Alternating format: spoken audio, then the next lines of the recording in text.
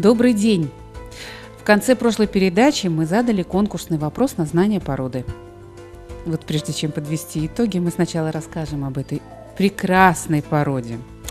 Аляскинский маламут, что называется собака в топе.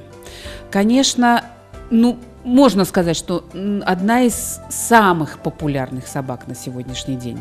Это и хорошо, и плохо. Практически до недавнего времени об этой породе мы ничего не знали.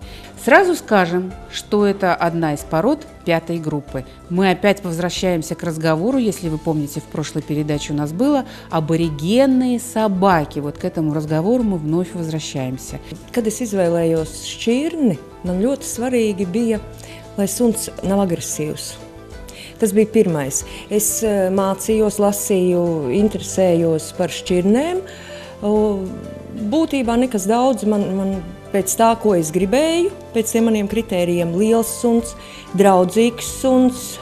Liela izvēle nebija, vai zelta retrīvers vai malamuts. Bet, lai iegādātos malamutu, ko es gribētu teikt? Šis teiciens, kad vienam saimniekam malamuts var būt kā dieva dāvana, otram saimniekam malamuts būs nakts murgs. Precīzs teiciens. Vārdu sakot, lai iepazītos ar suni, būtu jāsāk ar viņa vēsturi. Savukārt, pēc no vēstures mēs sapratīsim, kādas funkcijas šiem suņiem ir bijušas. Pirmās ziņas par šiem suņiem ir 1800. gadā, kad ieceļotāji ieceļoja Aļaskā un viesojās pie inuitu cilts Mahlemiutiem. Eiropieši bija pārsteigti par to, ka saimnieki pret šiem suņiem izturas savādāk nekā citu ziemeļu tautu pārstāvji. Viņi izturās pret viņiem labāk nekā pret saviem ģimenes locekļiem. Līdz ar to, ka viņi bija lieli suņi, nebija vairāk nepieciešams kā 4-6 malamutus saimē. Viņi dzīvoja kopā. Mājās viņi dzīvoja kopā. Tātad malamuti tika izmantot arī ekspedīcijās uz Dienvidu polu. Mūsu nepārtraukti filmas baro ar tādu romantisku tēlu. Īstenībā šiem suņiem bijusi ārkārtīgi smaga dzīve. Viņi tika apēsti, viņi tika palaisti brīvībā pēc šīm ekspedīcijām un nolemti bada nāvei. Salīdzinot ar Grenlandu un salīdzinot ar Sibīriju, kamanu sports Amerikā ekskimosiem attīstījās diezgan vēli. Pirmās dokumentālās filmas, ko mēs redzam, tās ir, kur mēs varam redzēt 16 suņi sajūgti vienās kamanās, bet, ja mēs atceramies, mēs zinām, ka inuitiem nevajadzēja vairāk kā 4-6 suņus. Tad kādā veidā šo kamanu vilkšana notika? Viņa notika komandā. Bija dēlīts ar uzceltu augšu, ar atlocītu maliņu, pa vidu iejūdzās cilvēks un blakus viņam bija suņi. Tas bija pašos pirmsākumos, kā tas notika, tas bija komandas darbs. Redzot malamuta spējas, spēku, lielu augumu, skaistumu, izturību, to, ka malamutam nebija ziemeļos vajadzīgs ļoti liels uzturs, ka malamuts ļoti labi pārnes šos apstākļus, Eiropieši šo suni aizveda uz kontinentu. Šķirnes aizsācēju var uzskatīt Evu Sīliju, kura bija viena no pirmajām, kas sāka nodarboties ar malamutu audzēšanu. Otrs atzars gāja Pols Volkers.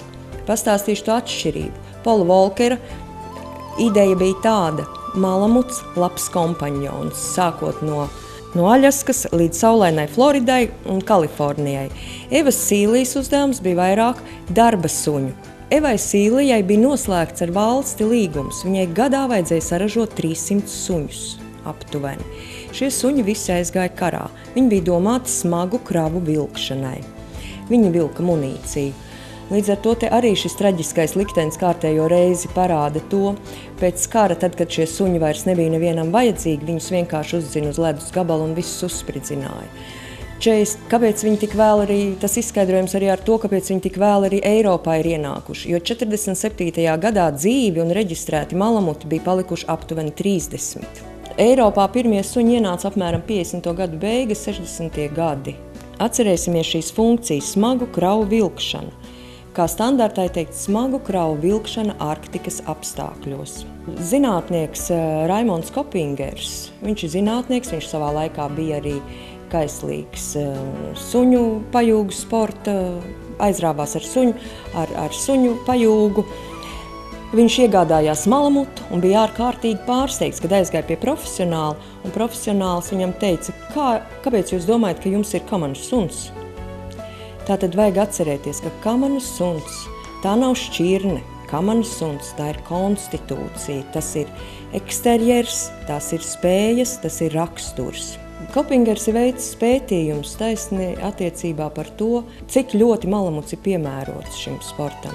Vai mēs zinām to, ka virs 16 grādiem šiem suņiem, plus 16 grādiem šiem suņiem pārkars smadzenes? Pie smagas fiziskas slodzes viņam rodas pārkaršana. Aļaskā, Arktikā tas ir viegli novēršams, jo suns skrienot ar mēli uzlaiza sniegu. Un viņš sevi dzesē. Mūsu apstākļos virs 16 grādiem tas jau ir sunim bīstami. Pirmās cietīs smadzenes. Arī norvēģu braucēji bija ne ļoti priecīgi, kad viņš ar savu lepno malamutu komandu aizbrauca uz sacensībām un jebkādas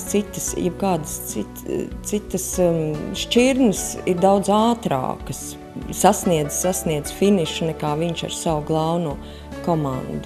Ja mēs vēl runājam par šo smago likteni, tad arī šī filma, ko mums rāda, šīs filmas romantiskās, pazudušas sniegos, īstenībā ir daudz smagāk. Šie suņi vienkārši tika izmantoti, tika pamesti, un netīšām šai ekspedīcijai nācās atgriezties pēc gada tajā vietā. Viņi nebija plānojuši. Viņiem nācās atgriezties, un liels bija tas viņu pārsteigums, ka tie suņi vēl bija izdzīvojuši un viņus gaidīja. Raksturojums. Mēs redzam, standartā ir rakstīts, nav viena saimnieka suns. Ko tas nozīmē? Man tas tā diezgan izbrīnīja, kamēr es sapratu, tādu suņu vispār nav. Ir vienkārši abrīnojami tas, cik ilgi mēs dzīvojam kopā ar dzīvniekiem, ar suņiem un cik maz mēs par viņiem zinām. Dominants suns. Jaunākie zinātniskie atklājumi ir pierādījuši to, ka suņi nav dominanti pret cilvēkiem. Kā tādi, viņi nav dominanti. Suns var būt sociāli dominants attiecībā pret savu statusu, ja? Bet suns var būt dominants pret kaulu, suns var būt dominants pret savu rotaļlietu, bet suns necenšas dominēt ar cilvēku. Viņam nav pat tāda doma. Malamuts necieš rupju apiešanos pret sevi. Tas nenozīmē to, ka viņš tagad kodīs tam saimniekam, ja? Bet tas viņam atstās iespaidu uz visu turpmāko dzīvi, ka viņš nespēja uzticēties. Mēs zinām, ka saimniekam ir nepieciešama izrādīt cieņu. Ko mēs saprotam ar to, ko nozīmē cieņa izrādīt sunim? Vai tas ir tas, ka mēs viņu pabarojam, ka mēs viņu izvedam pastaigāties? Tiek runāts par malamuta spītību. Nu, nav malamuts spītīgs. Tas atkal pierāda to, ka cilvēks nesaprot suni. Malamuts noteikti nebūs suns. Tie, kas vēlas ņemt malamutu suni un domā, ka malamuts klausīs momentāli visām komandām, tā nav taisnība. Viņš vilsies, šis cilvēks. Malamuts ir domājošs suns, un viņš vienmēr padomās, vai to vajag, bet viņš ļoti labprāt izpildīs visas jūsu komandas, varbūt ne tik ātri. Ja būs šis kontakts, viņš ļoti labprātīgi darbosies ar jums. Es piemēru pastāstīšu. Kad likās tā dīvaini, kāpēc, kad man jāsteidzās, man nav laika, es viņam uzkliedzu nāc šurp, viņš nenāk, viņš apguļās. Pēc tam, ka es saprotu, man viņš ir jādabon tas suns, jo viņš, vienalga, man viņš jādabon šurp. Un tad, kad viņam mierīgi pasaka mierīgā balsī lūdzu nāc šurp. Un viņš nāk. Tātad ir vajadzīga šī pieeja, ir jāsaprot, kā suns domā, kas rada viņam stresu. Malamuts tiešām ir inteliģents, un malamuts tādu arī gaida savu saimnieku. Inteliģentu cilvēku, un tas ir tas, kurš tiešām saprot, kā var izrādīt šo cieņu, kurš ir cilvēks, kurš ir ieinteresēts mācīties, kurš māca suni un mācās pats, kurš ir ieinteresēts šajās attiecībās. Malamuts ir draudzīgs. Jā, malamuts ir ļoti draudzīgs. Līdz ar to tas skaidri un gaiši pierāda, ka malamuts nekad nebūs sargs. Un nevajag malamutu pa sargu arī taisīt. Jo arī tādi gadījumi ir bijis. Un kā rāda pieredze Krievijā, Sibīrijā, šie suņi tika mēģināti šos suņus pielāgot konvoja apsardzēji. Gribējuši, lai viņi būtu nikni sargsuņi, jo viņiem, protams, atļauj viņu vilnu un visu miesas būve. Rezultāti bija ļoti bēdīgi. Viņi beidzās letāli gan cilvēkiem, gan šiem suņiem. Grūti apmācāms, es arī gribētu pateikt par šo. Kādreiz vispār skaitījās, ka malamuts nav apmācāms. Vēl 4 gadus atpakaļ, kad es meklēju, kur es varētu pamācīties socializēt suņus, un skaidri un gaiši pateicu, jūs ko ar malamutu. Malamuts nav apmācāms. Meklēju vietu, kur es varētu ar šo suni mācīties, jo es zinu, ka malamutam der tikai pozitīva apmācība. Pozitīva apmācība ir tikai 2 veidi. Tas ir tas, ka mēs vilinam suni ar kārumu, un otrs ir klikera apmācība. Jā, tas ir laikietilpīgāks process nekā parastā apmācība, pie kādas mēs esam pieraduši, bet tā noteikti ir daudz efektīvāk un šiem suņiem vienīgi piemērotākais veids. Jo kas ir lieliski šajā apmācībā? Suns nekad nav zaudētājs. Viņam nav zaudētāja pieredzes. Suns ir agresīvs pret citiem suņiem. Suns tiek socializēts, viss ir ļoti jauki. Skoliņā ejot, suns ir draudzīgs ar visiem suņiem, liels, mazs. Pēkšņi pēc kāda laika parādās sunim šī agresivitāte pret citiem suņiem. Tā ir mūsu vaina. Pirmkārt, socializācija sunim ilgst visu mūžu. Mēs ejot pastaigāties arī ar suni, pavērojiet, kā mēs uzvedamies. Vai mums bail, ka mūsu suns uzbruks kādam citam sunim, vai tas kaimiņu suns, ko mēs satiekam, un mēs izmainām balsi pēkšņi un sākam teikt mierā, klusu. Un kā tas izklausās no suņa? No suņa suns saprot, saimnieks dusmīgs. Saimniekam nepatīk šis suns. Man arī viņš nepatiks. Vārdu sakot, malamutu saimniekam ir ļoti jāsako sev. Kā jau teicu, malamutu saimnieks ne tikai apmāca suni, bet mācās arī pats. Kad parādās internetā un visur, kad malamutam ir nepieciešamas papildus fiziskās aktivitātes, ka malamuts ir fiziski jānoslogo. Man īsti nav skaidrs, kāpēc ir šis apgalvojums. Malamuts ir liels suns, un ja malamuts ir normāli audzināts, un ja viņš ir mierīgs, viņam ir vajadzīgas tik aktivitātes, cik viņam viņas ir nepieciešamas. Man gribētos, lai mēs paskatāmies no citas pozīcijas uz šo pusi. Savā laikā stresu attiecināja pie vetārstiem, ja? Ka būtībā tas ir vetārstu pārziņā, un ar to jānodarbojas tikai vetārstiem. Mūsdienās zinātnieki jau ir pierādījuši sen, kad stress ir pie vainas tam, kad sunim kļūst destruktīva uzvedība. Katrs suns jums raida mikrostresa signālus. Taisni otrādi sunim ir nepieciešams nevis šīs fiziskās aktivitātes, lielās slodzes, bet taisni nepieciešams, lai jūs daudz mierīgāki un iejūtīgāki izturētos pret saviem dzīvniekiem. Tātad, ja pastiprinās šie vieglie stresa simptomi un saglabājas, rodas uzvedības traucējums, slimības, šeit parādās tas, ko mēs sakam, ka suns mēbeles grauž, suns gaudo pa naktīm. Pēc veiktajiem pētījumiem vismierīgākie suņi ir tie, kuriem pastaigas tiek nodrošināts neilgāk kā 2 stundas. Suņiem ir jāguļ ilgi, suņiem jāguļ 17 stundas dienā. Это получается, что как кошки прям. Jā. Tāds bija šis pētījums. Es arī pati jutos diezgan pārsteigta par to, ka suņiem tik ilgi guļ suns. Jo tie suņi bija vismierīgākie. Tālāk mierīgi bija tie suņi, kuri netika regulāri nodarbināti ar spēlēm un rotaļām, jo mēs cilvēki paši neapzinoties arī šo stresu pastiprinam, neļaujot sunim atpūsties. Šīs izstādes, tas ir milzīgs stress, suns nespēja tik viegli atgūties kā mēs cilvēki.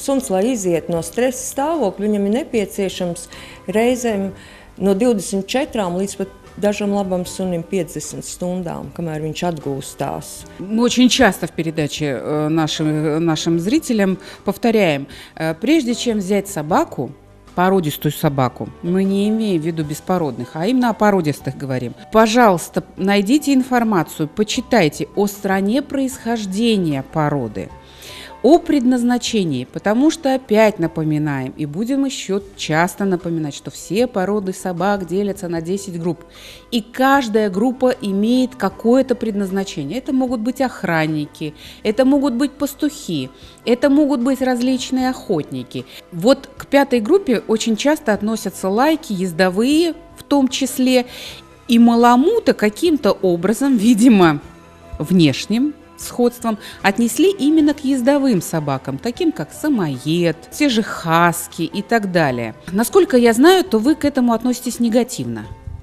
Nu, es nevarētu tā teikt, ka negatīvi. Jā, nu, kā jau es teicu, vēsturiski tā ir noticis, kad malamuts tika izmantots smagu kravu vilkšanai, un tam viņš tika arī radīts.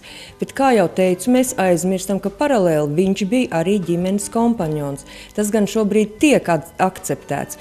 Bet tā kā es uzskatu, ka mūsu klimata apstākļos nezinu, vai ir vajadzīgs šāds kamanu vilcējs vai kamanu braucējs, un galu galā cilvēki, kas ir aktīvi un vēlas nodarboties ar šo sportu, nu kāpēc malamuts? Nu ņemiet, ir taču daudz aktīvākas šķirnes, ir mazāka auguma, kas ir daudz piemērotākas aktivitātēm.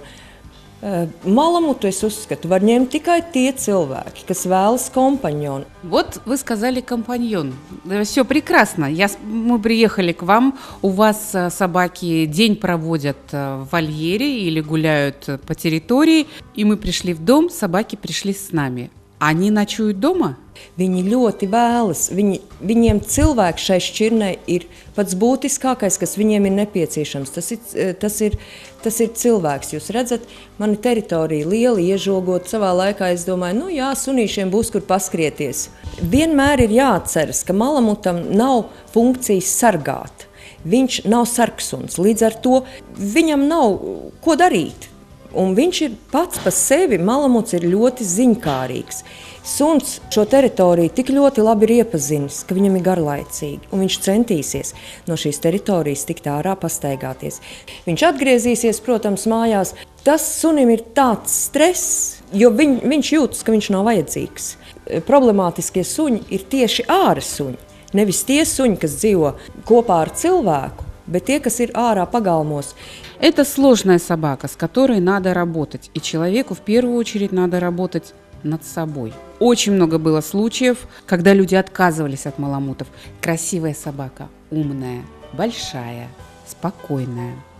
Но надо учитывать обязательно то, что эта собака принадлежала когда-то северным народам, и у них были специфичные отношения с этими собаками. Сможете ли вы дать им такие специфичные отношения? Сможете ли вы воспитать собаку? Не отдрессировать, а воспитать. Сможете ли вы читать свою собаку как книгу? Мы много очень рассказывали о собаках 5-й группы, и вот в прошлой передаче мы говорили как раз о Шиба-Ину и говорили именно об этом же. И это собаки Японии, там свое восточное происхождение, восточный ум, восточные традиции, а здесь северные традиции. Каждый народ в своей любимой собаке хотел видеть те черты, привычки необходимые, которые были нужны именно им, этим людям. Как вы сейчас сжились с маламутами? Вот вы выработали для себя такую позицию, которой вы придерживаетесь, линию поведения, воспитания? Būtībā, ņemot malamutus, man nebija svarīgi, cik viņš man paklausīs. Man bija svarīgi, es ņēmu kompanionu, es tiešām ņēmu draugu sev. Un paņemot pirmo sunu, es sapratu, ka es esmu vienkārši iemīlējusies viņā. Man sanāca. Mēs katrs piedzimstam ar šo mīlestību pret dabu, ar šo mīlestību pret dzīvniekiem. Saimniekam ir jāspēj tiešām lasīt šis suns, un tas ir tik ļoti interesanti. Vai tie cilvēki, kas ir aizņemti ikdienas steigā, vai šie aktīvie cilvēki, vai viņiem tas ir interesanti? Jo tam ir jāpatērē laiks. Un tad, kad jūs jau spējat, ka jūs redzat, ko tas suns saka, nu kas var būt brīnišķīgāks par to, nu kāpēc man vajadzīgs suns, kurš dzīvo sētā, kuras absolūti mums nav nekāda kontakta, un mēs vienkārši tāpēc, ka viņš ir suns, es teicu, es ņēmu sev draugus, un tādi viņi man arī ir.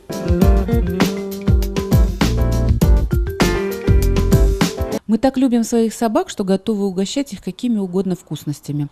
Янис, чем грозят, как правило, вот такие разносолы для собак? Всякими занятными, забавными историями, которые зачастую кончаются на операционном столе, потому что косточки, они не совсем полезны для собак, а приносят много бед и много вреда и проблем. Начинает с возрастом уменьшаться активность поджелудочной железы, они так интенсивно не перерабатываются, а остаются в полупереработанном виде. Что получается? Раньше из костей варили клей.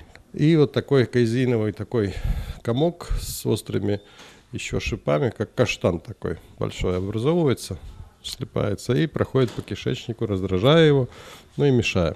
Ну, слава богу, это не тот случай, который спровоцировал в данной ситуации проблему. Просто порода такая.